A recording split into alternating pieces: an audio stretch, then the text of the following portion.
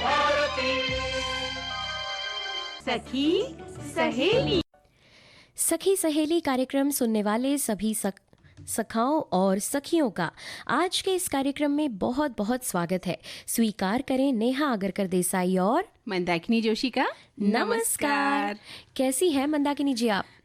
मैं अच्छी हूँ, लेकिन थोड़ा थोड़ा सुस्त हो गई हूँ। मौसम का बदलाव जो है ना, वो थोड़ा आप सभी को सुस्त कर दे रहा है। मुझे आप भी थोड़ी सुस्त लग रही हैं वैसे। हाँ, अब ये जब मौसम बदलता है थोड़ी बहुत सर्दी, थोड़ी बहुत खांसी चलती रहती है। अच्छा, तो हमारे जो श्रोता लोग हैं वो तो हमारा इंतजार करते हैं इस समय, और वो ये जानना चाहते हैं कि आज हम उनके लिए क्या क्या विषय लेकर आए हैं। बिल्कुल, तो बता दें। हाँ बिल्कुल। आज हम उनके लिए लेकर आए हैं पर्यटन में भोपाल। हम घूमेंगे भोपाल शहर। अरे वाह। और एक समस्या जो आज की बड़ी गंभीर समस्या बन गई है, स्क्रीन टाइम। घर के सदस्यों का स्क्रीन टाइम। अच्छा। अक्सर देखने में आता है घर वाले सभी अब फोन हाथ में लेकर चलाते रहते हैं, तो बस उसी को लेकर हम चर्चा करेंगे। और अगला विषय क्या होगा? वो दिन याद करो जब हमने पाठशाला में बनाए थे बहाने। लगभग हर बच्चा इसके लिए जो है दोषी माना जाता है कि हर बच्चे ने बचपन में जो है स्कूल में बहाने बनाए, शैतानी की ही थी, है ना। भले हम कितना भी कह लें कि हम तो ईमानदार थे, लेकिन फिर भी कहीं ना कहीं छोटी मोटी बात आ ही जाती है। तो हमारे जो सखी और सखा है ना, उन्हें हम कहेंगे कि भाई फटाफट लिखना शुरू कर दें अपने बचपन की वो यादें, जब आप बच्चे थे आपने क्या बहाने बनाए, या आपके जो बच्चे हैं वो अब क्या बहाने बनाते हैं। बिल्कुल, तो आप हमारे साथ साझा कर सकते हैं। हाँ, तो बात चल रही है कि जादू किया, और मुझे लग रहा है कि नेहा भी किसी जादू में जकड़ गई है। भाई, मेरी सभी सखियों और सखाओं को मैं बताना चाह रही हूँ कि देखिए, हाँ, मैं आपसे रूबरू हो गई हूँ, लेकिन नेहा का ध्यान कहीं और है। मैं आवाज लगाती हूँ। हाँ, नेहा, नेहा। अरे जी बोलिए मंदाकिनी जी। अरे अरे अरे कहाँ मगन हो गई हो, कहाँ गुम हो गई? बस यूं ही अपने फोन में हमारे सखाओं और सखियों की टिप्पणियां देख रही हूँ। अरे, तो इतनी डूब गई उसमें कि तुम्हें ये पता ही नहीं चला कि हमारा वक्त आ गया है बोलने का। माफ कीजिएगा श्रोताओं, यही तो आजकल की एक समस्या हो गई है कि हमारा आजकल स्क्रीन टाइम बहुत बढ़ गया है। नहीं बिल्कुल। आज घर के सदस्यों का स्क्रीन टाइम एक महत्वपूर्ण मुद्दा बन गया है। टीवी हो, कंप्यूटर, मोबाइल और अन्य कई ऐसे उपकरणों का इस्तेमाल आज के समय में काफी बढ़ गया है। और क्या, मगर इन उपकरणों का आवश्यकता से अधिक उपयोग न सिर्फ हमारे शरीर को प्रभावित करता है, बल्कि ये हमारे मानसिक स्वास्थ्य, सामाजिक संबंधों और आर्थिक स्थिति को भी प्रभावित करता है। देखा मेरी सखियों और सखाओं, मैंने नेहा को क्या टोका, उन्होंने सारी सफाई दे दी अपनी कि भाई स्क्रीन टाइम ऐसा होता है, स्क्रीन टाइम वैसा होता है, और डूबी भी थी तो मैंने पकड़ लिया और देखिए सबके सामने लेकर आ गई मैं। तो ये बात तो आपने सही कही है नेहा, कि जो आजकल स्क्रीन टाइम जो है बहुत ज़्यादा बढ़ गया है, इसलिए कहते हैं कि हर चीज़ की जो अति होती है वो बुरी होती है। और बस वैसा ही है कि स्क्रीन टाइम हमारे लिए हर तरह से अब नुकसानदायी भी साबित होने लगा है, और हम इन्हीं कुछ प्रभावों पर आज चर्चा करेंगे और इसके नियंत्रण पर भी हम बातचीत करना चाहते हैं, ताकि हमारे सखी और सखा जब हमें सुनते हैं तो उनका ध्यान स्क्रीन पर कम जाए और हमारी बातों पर ज्यादा जाए। मुझे लगता है मंदाकिनी जी कि हमें अपनी आवश्यकता और अपने स्वास्थ्य दोनों को देखते हुए स्क्रीन टाइम की एक सही समय सीमा निर्धारित कर लेनी चाहिए। क्या कहती हैं आप? आप बिल्कुल सही कह रही हैं कि एक समय सीमा हमें तय कर लेनी चाहिए, और मुझे ये भी लगता है नेहा कि ये हर उस वर्ग के लिए अलग अलग होनी चाहिए। अब जैसे छोटे बच्चे हैं तो छोटे बच्चों के लिए अलग, वृद्ध हैं तो उनके लिए थोड़ा अलग, और जो कमज़ोर आंखों वाले हैं उनके लिए और ज़्यादा, और जो एक सही उम्र के लोग हैं, युवा जिनका ज़्यादा समय स्क्रीन पर बीतता है, उनके लिए समय सीमा का और थोड़ा बढ़ाव करना पड़ेगा, है ना। और इसी को लेकर एक हमारे श्रोता लिख रहे हैं स्क्रीन टाइम को लेकर कि जैसे स्कूल की पढ़ाई के दौरान अलग अलग विषयों के समय निर्धारित होते थे, पीरियड हुआ करते थे, वैसे हमारे घर के सदस्यों के लिए निर्धारित स्क्रीन समय का होना ज़रूरी है, फिर वो मोबाइल हो या टीवी स्क्रीन। आजकल सभी फैमिली सदस्य के बीच एक ही घर के अंदर पास पास होते हुए भी बहुत दूरी महसूस हो रही है। सब चैटिंग में व्यस्त हैं, कुछ समय तक मोबाइल को स्विच ऑफ कर सभी के साथ मीटिंग भी जरूरी है। बिल्कुल, हमारे एक श्रोता ये भी लिख रहे हैं कि स्क्रीन टाइम घर के सदस्यों का सबको अलग अलग कर देना चाहिए, लेकिन एक समय के अनुसार मोबाइल फ़ोन और लैपटॉप मतलब सब उसको ध्यान से रखना चाहिए और इस्तेमाल सोच समझकर देखकर करना चाहिए ताकि हमारे साथ साइबर फ्रॉड भी न हो। और इसी तरह एक श्रोता लिख रहे हैं कि घर के सदस्यों का स्क्रीन टाइम खासकर बच्चों के लिए कहेंगी, बच्चों को स्क्रीन टाइम देने से पहले माँ बाप को ध्यान देना चाहिए कि स्क्रीन टाइम आप कितना दे रहे हैं। बच्चों को और बड़ों के लिए भी ये ध्यान रखना चाहिए कि स्क्रीन टाइम को कितना इस्तेमाल करना है और बुजुर्गों के साथ भी ये ध्यान रखें, जैसा कि हमने भी अभी कहा कि उम्र के हिसाब से होना चाहिए, क्योंकि जानकारी एकत्रित करने के लिए उनकी आंखों का ध्यान रखकर और उनकी सेहत का ध्यान रखकर भी घर की स्क्रीन टाइम का एक समय सबके लिए निर्धारित होना चाहिए। बिल्कुल, हमारे एक श्रोता ये भी लिखते हैं कि घर के सदस्यों का स्क्रीन टाइम में वृद्धि का बच्चों की पढ़ाई और रचनात्मक गतिविधियों पर नकारात्मक असर पड़ सकता है। समय का सही संतुलन बच्चों को पढ़ाई और खेलकूद दोनों में अच्छा प्रदर्शन करने में मदद करता है। मानसिक तनाव और नींद की गुणवत्ता खराब हो सकती है। बच्चों में शारीरिक गतिविधि की कमी के कारण मोटापा और अन्य स्वास्थ्य समस्याएं ज्यादा हो सकती हैं। अभिभावकों को चेतावनी देते हुए विवेक भाव से अपना स्क्रीन टाइम नियंत्रित करना चाहिए, क्योंकि बच्चों का भी भविष्य बर्बाद हो रहा है। जी मंदाकिनी जी, कई दफा ज्यादा स्क्रीन टाइम के दुष्प्रभाव भी देखने को मिलते हैं। जैसे ज्यादा देर तक बैठे बैठे टीवी देखने या मोबाइल कंप्यूटर का उपयोग करने से शारीरिक गतिविधियां कम हो जाती हैं, जैसा कि अभी हमारे श्रोता ने भी लिखा कि मोटापा बढ़ जाता है और न जाने एक बार अगर मोटापा आ जाए तो न जाने फिर कितने तरह की बीमारियों का खतरा भी बढ़ जाता है। बिल्कुल, तो क्या कहते हैं, इन्हीं बातों के बीच बीच में एक गीत सुन ले। बिल्कुल सुनेंगे, क्योंकि बातें इतनी गंभीर और जरूरी हो रही थी ना नेहा, कि कहीं ना कहीं हमारा ध्यान उन बातों की तरफ ज्यादा था, है ना। हाँ तो नेहा, अभी जब गाना चल रहा था तो आप फिर से स्क्रीन पर बिजी हो गई थी। क्या करें, प्रोग्राम ही है टिप्पणियों का। यानी हमारे जो सखी और सखा है उनकी टिप्पणियों में व्यस्त थी, है ना। तो देखिए, हम बात आज कर रहे हैं, एक मजाक है ये तो सखियों, कि हम नेहा को बार बार छेड़ रहे हैं। वैसे नेहा का ध्यान तो स्क्रीन पर ज्यादा है, इसमें कोई दो शक की बात नहीं है। तो बात चल रही है कि स्क्रीन टाइम जो है हमारा ज्यादा हो गया है जिंदगी में। और नेहा, आप भी जानती हैं कि अधिक स्क्रीन टाइम के कारण तनाव, चिंता और अवसाद, जिसे कि अंग्रेजी में हम डिप्रेशन कहते हैं, वो ऐसी मानसिक समस्याएं भी हो रही हैं। और इतना ही नहीं, बल्कि अधिक स्क्रीन टाइम हमारे सामाजिक संबंधों में भी कमी ला रहा है। अगर हम पूरे समय स्क्रीन पर ही बिताते रहेंगे तो जाहिर सी बात है कि लोगों से मिलना जुलना बंद हो जाएगा और जिससे सामाजिक अलगाव और अकेलेपन जैसी समस्याएं भी आ सकती हैं। और अधिक स्क्रीन टाइम का असर हमारी शिक्षा और हमारे कामों पर भी पड़ सकता है। ज्यादा स्क्रीन टाइम के कारण बच्चे अपनी पढ़ाई पर और युवा अपने काम पर ध्यान केंद्रित नहीं कर पाते हैं। कुछ लोग तो अपने काम के स्थान पर यानी कि दफ्तर के समय में भी मोबाइल पर गेम्स खेलते पाए जाते हैं, जिससे उनकी कार्य कुशलता में भी कमी आने लगी है। भाई, ये तो बहुत गलत बात है। अगर आप दफ्तर गए हैं और दफ्तर में वहाँ का काम नहीं करके आप गेम खेल रहे हैं या फोन चला रहे हैं या कोई वीडियो देख रहे हैं, है ना, बहुत गलत बात है। अगर लेकिन नेहा, इन सब परेशानियों से मुक्ति पाने के लिए कोई सुझाव भी तो हमें देने होंगे। जी मंदाकिनी जी, स्क्रीन टाइम को कई उपायों से नियंत्रित किया जा सकता है। जैसे कि हर घर का व्यक्ति अपना एक स्क्रीन टाइम निर्धारित कर ले। ध्यान रहे कि ये समय 2 घंटे से ज्यादा नहीं होना चाहिए। घर में स्क्रीन मुक्त क्षेत्र बनाए, जैसे भोजन कक्ष, बेडरूम, शौचालय।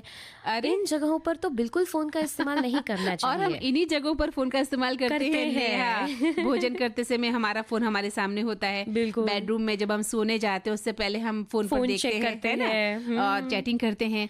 और तो और शौचालय जाते समय भी हम फोन को हाथ में लेकर ही जाते हैं। जी, जबकि ऐसी कुछ अध्ययन है जो कहते हैं कि इस तरह की अगर फोन लेकर हम अंदर जाते हैं और ज्यादा देर बैठते हैं तो चूंकि हमारे शरीर की नाजुक नर्व्स पर अधिक जोर आता है, जिसके कारण कई तरह की बीमारियां हो सकती हैं।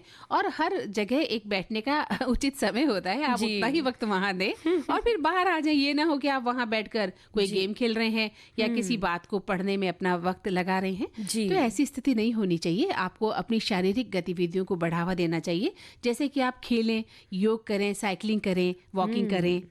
स्क्रीन टाइम की निगरानी भी करें और स्क्रीन टाइम की जो सीमा है उसका पालन करने के लिए भी लोगों को प्रेरित करें। और स्वस्थ विकल्प प्रदान करें, जैसे कि पुस्तक पढ़ना, संगीत सुनना, आर्ट करना। आर्थिक रूप से प्रभाव भी देखा गया है कि पड़ता है। क्या होता है कि जब हम मोबाइल ज़्यादा इस्तेमाल करते हैं तो फिर mobile recharge, wifi recharge, smart TV recharge, electricity bill आदि के भी खर्चे बढ़ जाते हैं। बिल्कुल बढ़ गए हैं। आप देखिए ना, हमारे मोबाइल के खर्चे बढ़ गए हैं, कितना महंगे हम मोबाइल अपने पास रखने लगे हैं। और फिर आए दिन हमें अपने बच्चों की पढ़ाई का भी ध्यान रखना पड़ता है, क्योंकि पढ़ाई कंप्यूटर या लैपटॉप पर होती है, तो वहाँ पर हमें ये भी ध्यान रखना पड़ता है कि वाईफाई रिचार्ज हमने कराया कि नहीं कराया, कौन सा महंगा है, कौन सा सस्ता है, किसको हम निभा सकते हैं, किसको नहीं निभा सकते हैं। ये सारी बातें हमारी चिंता का विषय आज बन गई है ना। तो इस तरह से हम घर के सदस्यों का स्क्रीन टाइम मैनेज करें एक तरह से, और उन्हें किसी भी तरह की शारीरिक, मानसिक, सामाजिक, आर्थिक विकार से हमें बचाना बहुत जरूरी है। अब हमारे जो श्रोता है वो भी लिख रहे हैं कि जो किसी स्क्रीन वाले उपकरण जैसे smartphone, computer, television, video game या टैबलेट का उपयोग करते समय बिताया जाता है, घंटों का समय बीत जाता है, हमें पता ही नहीं चलता, जिसके कारण दूसरों से दूरी बढ़ती जा रही है। आजकल घर में बैठे ऑफिस का काम किया जाता है, वर्क फ्रॉम होम, जिसके कारण मजबूरी में भी स्क्रीन के सामने घंटों बैठे रहना पड़ता है। आंखों के लिए और गर्दन, पीठ, कमर के लिए भी ये नुकसानदायक है। सलाह तो विशेषज्ञ यही देते हैं कि बीच बीच में कुछ समय के लिए ब्रेक देकर थोड़ी एक्सरसाइज कर लेनी चाहिए। बिल्कुल। जब परिवार के साथ होते हैं तब हम इतना कर सकते हैं कि अपने आप को स्क्रीन से दूर रखें और कुछ देर के लिए मोबाइल और इलेक्ट्रॉनिक आइटम्स को बंद रखें और परिवार और मित्रजनों के साथ क्वालिटी टाइम बिताएं। लेकिन हमारा सारा क्वालिटी टाइम तो इसी पर बीतता है, मोबाइल के सामने, टीवी के सामने, है ना। और एक श्रोता लिखते हैं कि मैं तो सारा दिन टीवी नहीं देखती हूँ। एक सखी लिखती हैं, शाम को 6 बजे टीवी खोलती हूँ, थोड़ा न्यूज़ देखती हूँ, कुछ टीवी सीरियल्स देखती हूँ। मेरे पति न्यूज़ ज़्यादातर मोबाइल पे ही देख लेते हैं, तो मेरे घर में तो कोई क्लैश नहीं होता है। अरे वाह, ये तो अच्छी बात है। एक साथी लिख रहे हैं, जब से इंटरनेट की सुविधा आई है तब से सभी लोग मोबाइल फोन के व्यसनी हो गए हैं। पहले ये कहा जाता था कि जवान लोग ही ज्यादा मोबाइल के व्यसनी हैं, लेकिन अब वयस्क लोग ही ज्यादा देर तक मोबाइल देखते रहते हैं। इससे परिवार में दूरियां बढ़ रही हैं। बिल्कुल बढ़ रही हैं जनाब। और एक सखी लिखती हैं कि मैंने तो अपने बेटे का 1 घंटा मोबाइल टाइम फिक्स कर रखा है। बहुत शानदार। चलिए, ये करना भी ज़रूरी है। हाँ। और इन टिप्पणियों से हमें ये भी पता चलता है कि कुछ साथी कितने दुखी हैं कि वो अपने परिजनों के साथ एक क्वालिटी टाइम नहीं बिता पा रहे हैं। तो ऐसा ना करें, यही हम अपने श्रोताओं को संदेश देना चाहेंगे कि एक समय सीमा निर्धारित करें और बाकी समय अपने परिवारजनों को दें। बिल्कुल। और देखिए, सबसे बड़ी बात, अगर हम यूँ कहते हैं कि भाई आजकल तो पढ़ाई का माध्यम ही मोबाइल हो गए हैं, है ना, टेप हो गई है, तो वो ज़रूरी है कि जब हमारा बच्चा पढ़ रहा है तो जाहिर है वो घंटों देगा, लेकिन उसके बाद का जब वक्त वो दूसरे टाइम जो है वो भी उसी में बिताता है कि अब मैं मोबाइल चैटिंग करूंगा, मैं मोबाइल गेम खेलूंगा। ये गलत हो जाता है। जब वो पढ़ ले तो उसके बाद उसको प्यार से थपकी देकर सुला दें या अपने पास बैठाएं और बातचीत करें अपने बच्चों से, तो हो सकता है आपके बच्चों के जीवन में भी एक रौनक आएगी, आपके घर में भी रौनक होगी। जी, तो नेहा, अब थोड़ा सा वक्त और है हमारे पास, फिर हमें लेना होगा एक अंतराल। लेकिन हम अपने श्रोताओं को ये कहना चाहते हैं कि चलो अब घूमने चलते हैं भोपाल। क्या बात है। हाँ, तो अपना फटाफट जो है सूटकेस तैयार कर ले और हमारे साथ निकल पड़े भोपाल की यात्रा के लिए। बिल्कुल। और जिन लोगों ने भोपाल की यात्रा की है या जो लोग वहाँ रहते हैं, वो हमें बताएं कि वहाँ ऐसी कौन सी चीज़ है जो देखने लायक है, जहाँ घूमा जा सकता है, और जहाँ खाने का भी अगर स्वाद है तो उसके बारे में भी हमें बताएं कि कौन सी चीज़ें वहाँ स्वादिष्ट बन पड़ी है और कहाँ पर क्या खाया जा सकता है, क्या खास है।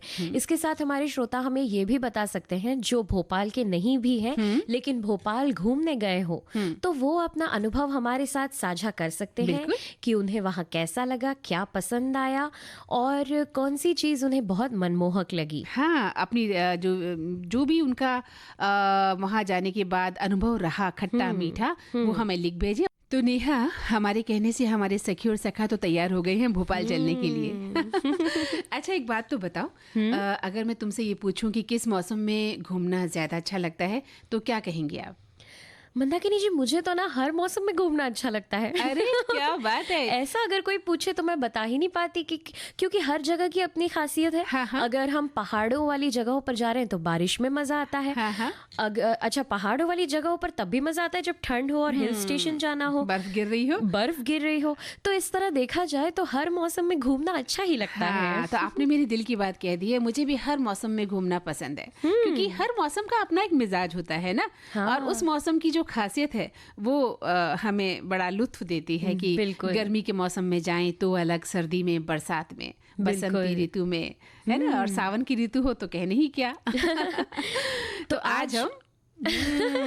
आज हम वही बात कर रहे हैं कि मध्य प्रदेश की राजधानी यानी कि भोपाल शहर की गलियों में हम घूमने वाले हैं। अरे वाह, क्या बात है। तो बिल्कुल आज हम भोपाल की गलियों में घूमेंगे। और अगर देखा जाए तो पर्यटन की दृष्टि से हम जब बात करते हैं भोपाल की, और भोपाल के आसपास कई ऐसे पर्यटन स्थल हैं जहाँ पर घूमा जा सकता है। और भोपाल को झीलों के शहर के रूप में भी जाना जाता है। यहाँ पर भोपाल, भोजपुर, भीमबेटका, सांची, इस्लाम नगर, समसगढ़ आदि जैसे कई जगह हैं जहाँ पर हम घूमने जा सकते हैं। इसके अलावा भोपाल में, मतलब भोपाल शहर में भी घूमने के लिए ऊपरी झील, निचली झील, बिड़ला मंदिर, वन विहार, भारत भवन, मानव संग्रहालय, मनु भानु की टेकरी, गुफा मंदिर, ताज उल मस्जिद, जामा मस्जिद, गौहर महल, शौकत महल, क्षेत्रीय विज्ञान केंद्र जिसे साइंस सेंटर भी कहते हैं, मछली घर और केरवा डैम जैसी कई सारी जगहें रमणीय हैं। हाँ, जहाँ घूमा जा सकता है। तो भोपाल शहर भारत के मध्य भाग में है और झीलों और पहाड़ियों से घिरा हुआ है। और ये जिला अपनी प्राकृतिक सौंदर्य के लिए प्रसिद्ध है।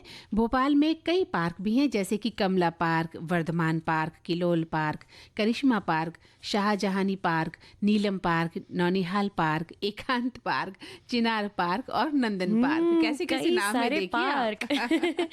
वही है कि भोपाल शहर में घूमने के लिए अगर देखा जाए तो कुछ भी कम नहीं है। और इसी तरह अगर हम बात भीमबेटका की करें तो ये भोपाल शहर से लगभग 46 किलोमीटर दूर है। प्रागैतिहासिक काल की गुफाएं हैं यहाँ पे, जो उस समय से नवपाषाण काल तक के लोगों की चित्रकारी को दर्शाती हैं। इसी तरह भोजपुर भोपाल से 28 किलोमीटर दूर बेतवा नदी के किनारे स्थित है। भोजपुर अधूरे भोजेश्वर मंदिर के लिए प्रसिद्ध है, जो भगवान शिव को समर्पित है। वाह, क्या बात है। देखो, हमारे श्रोताओं ने लिखना भी शुरू कर दिया है। नेहा, हमारे एक श्रोता लिखते हैं कि आज मंदाकिनी जी और नेहा का हम स्वागत करते हैं और हमें भोपाल की आप सैर करवाने ले जा रही हैं। तो साल 1990 में आयोजित ऑल इंडिया टेलीकॉम कॉन्फ्रेंस के दौरान भोपाल से जुड़ी कुछ पुरानी यादें ताज़ा हो गई और हमें अच्छा भी लगा। एक श्रोता लिखते हैं कि मध्य प्रदेश का एक बहुत ही खूबसूरत शहर है भोपाल। मेरी एक दोस्त अपने जीवन के कुछ 3 या 4 साल उस शहर में बिता कर आई है। मैंने तो कभी नहीं वहाँ जाकर देखा, पर वो बताती थी कि वो शहर इतना खूबसूरत है कि जब वो भोपाल से रांची वापस आए तो उसका रांची आने का मन ही नहीं किया। और घूमने की भी बहुत सारी जगह हैं भोपाल में। भोपाल भारत देश में मध्य प्रदेश राज्य की राजधानी है और भोपाल जनपद का प्रशासनिक मुख्यालय भी है। भोपाल को राजा भोज की नगरी तथा झीलों की नगरी भी कहा जाता है, क्योंकि यहाँ कई छोटे बड़े तालाब हैं। ये नगर अचानक चर्चा में तब आया जब 1984 में अमेरिकी कंपनी द्वारा मिथाइल आइसोसाइनेट गैस के रिसाव की घटना हुई। जी, भोपाल को स्मार्ट सिटी मिशन के तहत स्मार्ट सिटी के रूप में विकसित करने वाले पहले 20 भारतीय शहरों में से एक के रूप में चुना गया। भोपाल को लगातार 3 वर्षों 2017, 2018 और 2019 तक भारत में सबसे स्वच्छ की राजधानी का दर्जा दिया गया। बिल्कुल सही कहा आपने। और वाकई भोपाल तब थोड़ा चर्चा में आ गया था जब भोपाल गैस कांड हुआ था और काफी लोग इसमें शहीद हो गए थे जी। और बड़ा दुखद समय था वो, लेकिन भोपाल अब इसे उबर आया है। और एक श्रोता लिखते हैं कि भोपाल जो झीलों की नगरी के नाम से और अपनी सुंदरता के लिए प्रसिद्ध है, चारों तरफ से हरियाली से घिरा हुआ है। मैं भोपाल के उस कॉलेज में पढ़ी हुई हूँ जो तालाब के किनारे बना हुआ था। जब भी मौका मिलता था हम उस तरफ घूमने चले जाते थे। वहाँ पर हमेशा एक गार्ड बैठा होता था जो आसपास जाने नहीं देता था। ये वही कॉलेज है जिसमें काफी नामी हस्तियां पढ़ी हुई हैं। तो भोपाल है ही इतना सुंदर शहर। और जब हम इस तरह किसी तालाब के किनारे बैठते हैं तो आजकल देखने में आता है लोग अपने साथ ब्लूटूथ स्पीकर लेके जाते हैं, क्योंकि तालाब के किनारे बैठ के संगीत सुनना बड़ा कर्णप्रिय लगता है। और यहाँ स्टूडियो में बैठकर भी संगीत सुनना बहुत अच्छा लगता है। हाँ, लेकिन इस वक्त तो हम भोपाल में हैं नेहा, और तालाब के आसपास ही हैं। हाँ। तो नेहा, हमारे एक श्रोता ने तो भोपाल का पूरा चित्र ही खींच दिया है। आप लिखते हैं कि भोपाल में भारत हैवी इलेक्ट्रिकल्स लिमिटेड भेल का एक कारखाना है। हाल ही में भारतीय अंतरिक्ष अनुसंधान केंद्र ने अपना दूसरा मास्टर कंट्रोल फैसिलिटी यहां स्थापित किया है। भोपाल में ही भारतीय वन प्रबंधन संस्थान भी है, जो भारत में वन प्रबंधन का एकमात्र संस्थान है। साथ ही भोपाल उन 6 नगरों में से एक है जिनमें 2003 में भारतीय आयुर्विज्ञान संस्थान खोलने का निर्णय लिया गया था, जो कि वर्ष 2015 से कार्यशील है।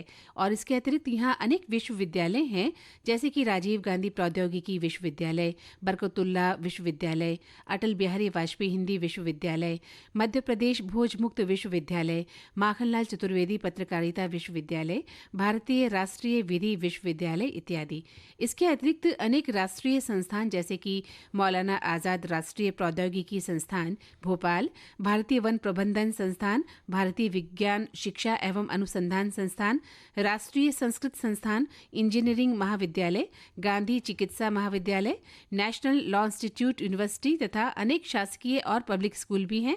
भोपाल में कोलार और केरवा नदियां हैं। बेतवा नदी का उद्गम स्थल कोलार बांध के पास झिरी में है और मध्य प्रदेश की सांस्कृतिक विरासत के कई साक्ष्य मौजूद है। कितनी सुंदर जानकारी हमें मिली है जी। और एक श्रोता लिख रहे हैं कि भोपाल की सरजमी ने हमें फिल्मी दुनिया के लिए बड़े बड़े कलाकार दिए हैं। गीतकार असद भोपाली जी, गीतकार लेखक जावेद अख्तर जी, अभिनेता जगदीप जी, अभिनेत्री जया भादुरी जी और भी बहुत से कलाकार हैं। एक श्रोता लिख रहे हैं, झीलों के शहर में पेश किया जाने वाला भोजन एक वास्तविक आनंद है। भोजन जातीय संस्कृति के संस्करणों को बोलता है जो यहाँ जीवंत है। अपने मांस व्यंजन के लिए प्रसिद्ध करी और कबाब यहाँ सबसे अधिक स्वीकार किए जाते हैं और पसंदीदा व्यंजन है। आगे लिखते हैं कि भोपाल जो है तहजीब और रवायत का शहर है। यहाँ के जायके भी लाजवाब हैं। किसी भी शहर के जायके का लुत्फ उठाना हो तो शहर के पुराने इलाके का रुख जरूर करें। बिल्कुल सही कहा। कहने का मतलब ये है कि आपको पुराने लोगों की किस्से कहानियां सुनने को तो मिलेंगे, साथ ही साथ भोपाल के कुछ भूले बिसरे स्वाद से भी आप रूबरू हो पाएंगे। यहाँ के पुराने भोपाल की तंग गलियों में जाते ही अफगानी क्यूजीन की खुशबू आपको दीवाना बना देती है। और वहीं एक साथी लिख रहे हैं सुलेमानी चाय के बारे में। अरे वाह! भारत अपनी चाय और इससे बनाने के अलग अलग अनोखे तरीकों के लिए मशहूर है। सुलेमानी चाय एक खास तरह की चाय है जिसमें मिठास और नमकीनपन का अनूठा मिश्रण होता है। इसे चीनी और नमक के साथ मिलाकर बनाया जाता है और अंत में क्रीम की भरपूर मात्रा डाली जाती है। सुलेमानी चाय की खास रेसिपी पुराने भोपाल का एक रहस्य है और इसे केवल इतवारा चौक में एक दुकान है, वहीं पर पाया जा सकता है। तो चलो वो दुकान हम ढूंढ निकालते हैं नेहा और पीते हैं आज सुलेमानी चाय। तो नेहा, हमने जो भी बातें की उससे तो यही पता चलता है कि हमने भी अपने बचपन में खूब बहाने बनाए हैं। और आपकी मुस्कान ही, आपकी ये हंसी ही बयां कर रही है कि आप भी बचपन में बहानों के मामलों में शरारती रही होंगी। जरूर। बिल्कुल सही पकड़ लिया आपने। और आपकी बातों से भी मैंने ये बात जान ली है कि आप बहुत चुलबुली थी, अभी भी है। हाँ। और रहेंगी। जी, ये स्वभाव जो आपका बचपन से रहता है वो वैसा ही रहता है। हाँ, चाहे हम बड़े हो जाएं। चाहिए अगर बचपन का चुलबुलापन हमारी जिंदगी में ताउम्र हम पर हावी रहता है तो अच्छी बात है। हाँ, जहाँ हमें गंभीर होना चाहिए वहाँ गंभीरता जरूरी है। तो आज का जो विषय है कि भाई हम क्या पाठशाला जाने के बहाने ढूंढते थे, नहीं जाने के बहाने ढूंढते थे, या काम नहीं करने के बहाने जो बनाते थे, उस पर हम आज बात करेंगे। तो ऐसा है कि हमने सभी ने अपने जीवन में कभी ना कभी कुछ ना कुछ बहाने जरूर बनाए हैं। कभी टीचर की डांट के डर से, तो कभी मूल्यांकन यानी कि टेस्ट के डर से, या कभी हम अपने किसी भी कारण, मतलब हमें डर जब भी लगा है स्कूल में, विद्यालय में, तो हमने कोई ना कोई बहाना जरूर बनाया है। तो आज हम इसी पर बात करेंगे। बिल्कुल कर रहे हैं और हमारे श्रोताओं ने लिखना शुरू भी कर दिया है। हमारे एक श्रोता लिख रहे हैं कि वो दिन याद करो जब बने पाठशाला में हमने बहाने बनाए, और उसका सबसे ज्यादा जो मैं बहाना बनाता था वो था पेट दर्द का। जब भी स्कूल नहीं जाना बहाना होता था, हमें पेट दर्द हो जाता था। और लेकिन माँ बाप समझते थे कि सचमुच हमारे पेट में दर्द होगा, लेकिन पेट में दर्द होता ही नहीं था और हमें छुट्टी मिल जाती थी। या कभी कभार हम प्याज भी रखकर बुखार का बहाना बना देते थे, बगल में प्याज रख लेते थे। ऐसे ही एक साथी लिख रहे हैं, बचपन में होमवर्क नहीं करने पर बहुत सारे बहाने बनाने पड़ते थे। हाँ। जिसमें से एक बहाना था रात में लाइट नहीं थी या पेट में दर्द था। भैया बहाना बनाने में एक्सपर्ट था, स्कूल में कुछ शैतानी की और उसे पता था कि दूसरे दिन स्कूल जाने पर सजा मिलेगी। हाँ। तो ऐसे बहाने तलाशता था और उसमें वो कामयाब भी हो जाता था। अंगूठे पर पट्टी बांधकर, टीचर आयोडीन लगाकर बोला कि मेरे अंगूठे में चोट लगी है, मैं स्कूल नहीं जाऊंगा। पूरे दिन पट्टी बांधे रखी। बचपन तो बचपन होता है, रात होते ही खुल गया पट्टा। जब हम लोगों ने देखा तो कुछ भी नहीं था। पूछा क्यों बहाने किए थे, तो बोले स्कूल में शैतानी की, आज डांट मार पड़ती इसलिए स्कूल नहीं जाना था। स्कूल में तो निश्चित थी उसे सजा मिली होगी। सजा मिली ना, बिल्कुल मिली। एक श्रोता लिखते हैं कि जो बच्चियां हैं, लड़कियां हैं, वो थोड़ा सरल होती हैं, इसलिए कम बहाने बनाती हैं। और भाग्य से हमारा स्कूल बहुत अच्छा था, सारी सुविधाएं थी, लड़कियों का स्कूल था और लड़कियों को मारा नहीं जाता था। सजा के तौर पर बस सबसे बड़ी सजा होती थी कि वहाँ कान पकड़ कर खड़ी हो जाओ, और छोटी सजा होती थी जाओ कोने में जाकर खड़ी हो जाओ। ज्यादातर बालक बहाने बनाते क्योंकि बालक शरारती होते और वो होमवर्क नहीं कर पाते और फिर उनके गुरुजी उन्हें मुर्गा बनाते और बाहर निकाल भी देते हैं क्लास से। एक श्रोता लिखते हैं कि मैं अपने स्कूल के समय तो कभी कोई बहाना नहीं बनाया मैंने, महिला ये हमारी सखी लिखती हैं, पर अभी मैं एक टीचर हूँ, तो अभी जहाँ मैं पढ़ा रही हूँ वहाँ मैं और मेरी एक सहकर्मी अपने बेटों के स्कूल में मीटिंग का बहाना करके हाफ डे लेकर मार्केट घूमने चली गई थी। जो काम हमने बचपन में नहीं किया वो कुछ दिन पहले ही किया, और रास्ते भर हम दोनों टीचर्स को डर लगता रहा कि स्कूल के कोई स्टाफ का हमें मार्केट में देख न ले। नेहा हमारी एक श्रोता लिख रहे हैं कि पाठशाला में बहाने बनाने का सुअवसर मुझे कभी नहीं मिला, क्योंकि माताजी उसी सरकारी स्कूल में अध्यापिका थी जिसमें मैं पढ़ता था। तो अब टीचर का बच्चा ही अगर बहाने बनाने लगेगा तो कौन अध्यापक उसका विश्वास कर लेगा। लिहाजा स्कूल में बहाने बनाने के सौभाग्य से मैं वंचित रहा। So sad. और हमारे एक श्रोता लिख रहे हैं, बचपन में जब पाठशाला में होते थे तो कभी कभी घर जल्दी जाकर बस्ता जल्दी से पटक कर खेलने जाने का मन करता, तो टीचर से सिर दर्द का बहाना बनाकर जल्दी घर भाग आते थे। पर ये बहाना हमेशा काम नहीं करता था। बिल्कुल, कभी कभी तो आप कर सकते हैं बहाना। और एक श्रोता ने लिखा है कि पाठशाला में बहाने की बात क्या करें, घर में पिताजी पढ़ाई करते और कक्षा में अध्यापक, हम उन पर ध्यान देते, तो प्राइमरी और मिडिल स्कूल में हमेशा अव्वल रहा। मॉनिटर होने से हमारी जिम्मेदारी थी कि कक्षा में कौन नहीं आया, घर से निकला, स्कूल तक क्यों नहीं पहुंचा। कई कमजोर छात्र थे जो कहीं गन्ने के खेत में छिप जाते और कोई बूढ़े बरगद के ऊपर जाकर बैठ जाते। मैं कभी बहाना बनाकर नहीं रुक पाता था। ये बात और है कि हाई स्कूल पढ़ने घर से दूर गया तो बहक गया, तमाम उल्टे सीधे दोस्त बने और इंटर कॉलेज में कुछ और सिखाते। तब तक शादी हो चुकी थी। पढ़ने का उद्देश्य पास होने तक रह गया। यही कारण था कि बीए तक औसत नंबर पाकर ही मैं पास होता रहा। ये होता है कई बार जब हम बाहर पढ़ने जाते हैं तो हमारा ध्यान भटकता है, लेकिन उस ध्यान को वापस जगह पर लाना, पढ़ाई पर लाना बहुत जरूरी है। और अब हमें ध्यान लाना बहुत जरूरी है, घड़ी पर ध्यान देना बहुत जरूरी है। बहानों के बीच कहीं बहाना ना बनाना पड़े कि क्यों हम लेट हो गए है ना। जी, तो ये बात तो बिल्कुल सही है। हाँ। और ऐसा है कि ये जो बहाने हैं ये कभी कभी जब हम छोटे मोटे कारणों से दे तो अच्छे भी लगते हैं। हाँ। लेकिन बड़े कारण बना लेना। हाँ, आदत। बहाने से आप अपना नुकसान कर लें या घर वालों का नुकसान कर दे या किसी इंस्टीट्यूट का नुकसान हो, तो वो बहाने नहीं होने चाहिए। जी, है ना? बिल्कुल कभी कभार छोटा प्यारा सा बहाना बनाकर आपने कोई बात कर ली तो कोई बात नहीं। तो क्यों ना अब हम अपने सखी और सखाओं से इजाजत ले लें। तो मंदाकिनी जोशी और नेहा आगरकर देसाई का नमस्कार। इस कार्यक्रम की प्रस्तुत करता है अनुश्री पाठक।